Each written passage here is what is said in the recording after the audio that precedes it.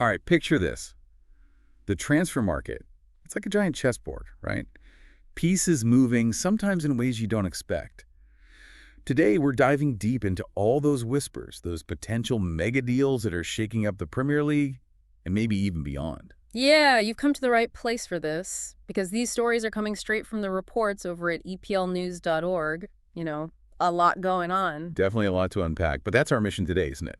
We want to help you, the informed listener, to really grasp what these key potential transfers are all about, why they might happen, and what it all means for the clubs involved. Absolutely. A lot of these moves are about more than just filling a gap in the squad. They're like pronouncements, big, bold statements about where these clubs see themselves going.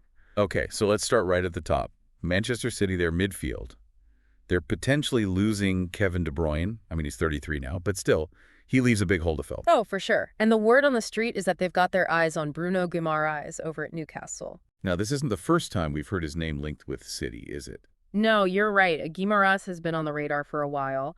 I think what this renewed interest tells us is that cities see him as the kind of player who can bring that same energy, that creativity to their midfield. And maybe even a bit more, right? I mean, they already have some fantastic players, but he might offer something a little different. Absolutely. Maybe a bit more steel, a bit more defensive solidity to go along with those creative sparks. It's exactly the kind of strategic thinking you expect from a club that's consistently at the top. Right. And then there's another name being mentioned, and this one's a bit of a surprise. Tijani Reinders from AC Milan. Now, he literally just signed a contract extension, keeping him there until 2030. But the rumors are saying City could be ready to offer something in the region of 50 to 60 million euros. Yeah, it's a curious one, isn't it? I mean, it shows you the power of money in football. A player can seem completely settled, but if a club like City comes knocking with that kind of cash, it's hard to say no. It might be tempting for Milan to take the money and reinvest it elsewhere. And for the player, it could be a chance to compete at the very highest level, maybe even earn a bigger salary. I guess it's a reminder that those long contracts, they don't always mean a player is going to stay put, especially when the big guns come calling. Absolutely. Now let's head down south to London. Chelsea, they're reportedly willing to splash a whopping 120 million euros on Real Madrid's Rodrygo. That's over 100 million pounds. They're calling him their star summer signing. That's a serious statement of intent, isn't it? Oh, without a doubt. That kind of money, it tells you they're not messing around. They want top-tier attacking talent, and they want it now. Chelsea are clearly sending a message that they're not just aiming to be competitive. They want to be right up there challenging for the biggest trophies. And that kind of spending, it puts pressure on them to deliver results quickly. Yeah, no pressure then. It'll be fascinating to see how it plays out, won't it? But it's not just Rodrigo. They're also being linked with Vangelis Pavlidis from Benfica, another big money move, potentially 100 million euros. So they're going all out for some serious attacking firepower. And they're not the only ones interested in Pavlidis, are they?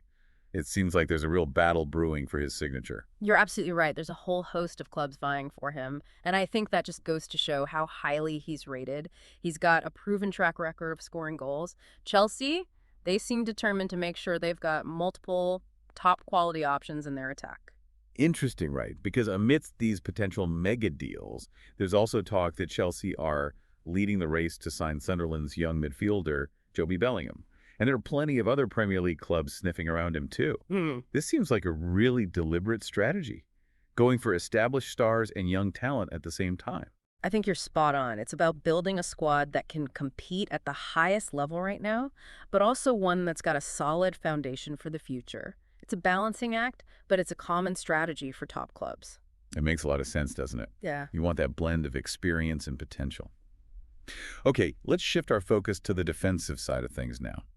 Manchester United and Tottenham, they both seem to have their eyes on Everton's Jared Branthwaite. And Everton are seemingly resigned to losing him. Yeah, it looks like they're ready to cash in on him. Branthwaite's a young English center back, and he's got a lot of potential. It just shows you the value of those young English defenders in the market right now. Right, and United and Tottenham, they're both looking to strengthen at the back, so it's no surprise they're both interested. It's a constant challenge for clubs, isn't it? Identifying those promising young players and then making sure you secure their signatures before someone else does. Absolutely. And let's not forget, a player like that, homegrown talent, it ticks a lot of boxes for those clubs. Now, over at Newcastle, there's a different story unfolding. Arsenal and Liverpool are reportedly interested in Alexander Isak, But Newcastle are standing firm. They don't want to sell. That's a bold statement, isn't it? They're Yeah. saying we're building something here, and he's a key part of it. They're not just content with being a selling club anymore. They want to hold on to their best players and really push on. And it's not like they're just sitting back either. They're reportedly in the mix for Pavlidis from Benfica alongside Chelsea, and they're keeping tabs on Angers goalkeeper Yahia Fofana too. It's a smart approach, I think. They're being strategic, they're prioritizing keeping hold of their most important assets, but they're also actively looking to strengthen in other areas. That interest in a forward and a goalkeeper, it suggests a real holistic view of how they want to build their squad. And that's what you want to see, right? A club with a clear plan. Now, there are a couple of other potential moves that are worth mentioning. Leeds are apparently open to offers for their goalkeeper, Ilan Meslier. Sounds like they might be looking to raise some funds to bring in a replacement. And Juventus are said to be willing to part ways with Douglas Luiz. Right, so maybe not the headline-grabbing transfers, but still significant moves. It gives you a sense of the wider picture, the ebb and flow of the market. Leads, maybe they've identified a weakness they want to address, and they see this as an opportunity. And Juventus, well, perhaps they're looking to free up some wages, or maybe they've got a different tactical approach in mind. Every transfer has a knock-on effect. It's like a domino effect, right? One move leads to another and another. So taking all of this into account, we've got Manchester City potentially reshaping their midfield, Chelsea possibly going on a massive spending spree, Manchester United and Tottenham both vying for defensive reinforcements, and then you've got Newcastle holding on to their star striker while also looking to make some shrewd additions. And the big question is, who's going to benefit most from all of this? It's a high-stakes game with huge sums of money involved. What do you think? Who's taking the biggest gamble, and who's got the best chance of reaping the rewards? Those are the questions, aren't they?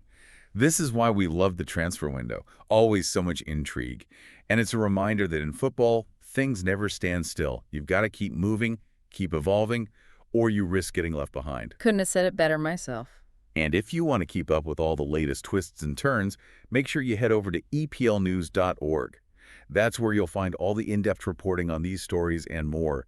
Don't miss a beat. It's going to be a fascinating summer. Definitely one to watch. Absolutely.